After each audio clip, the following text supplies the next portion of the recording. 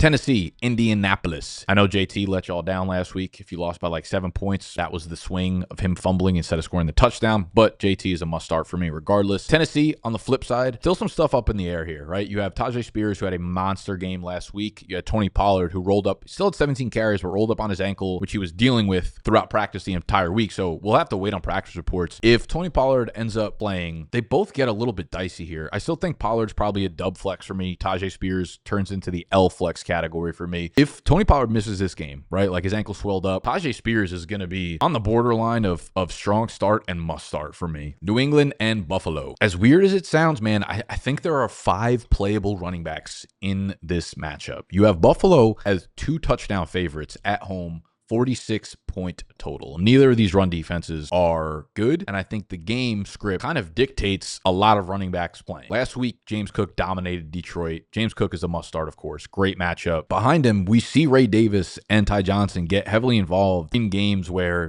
there's a lot of points scored and they run a lot of plays and they dominate the other teams. So I actually think both Ray Davis and Ty Johnson can go into the L flex category. On the flip side, they'll probably try to get Ramondre going. We saw Antonio Gibson get involved last week. So I think both of them are playable. Like Gibson gets a lot of passing down work, especially when they're down. So Gibson would be an L flex for me. I would probably play, when they're 14-point underdogs, it's going to turn into a game script game real quick. Ramondre is a good pass catcher though. So I'm actually going to put both Ramondre and Gibson also in the L flex category. I will put Ramondre as the number 1 amongst all these guys. Ty Johnson, Ray Davis, Antonio Gibson, in that order. Tampa Bay and Dallas. I think Bucky and Rashad White are both very, very strong starts. On the Dallas side of things, Rico Dowdle has been as good as any running back over the last month of the season. He's been super, super, super good. I just feel weird saying at any point that Rico Dowdle is a must start, so I'm also just going to throw him into the strong start category.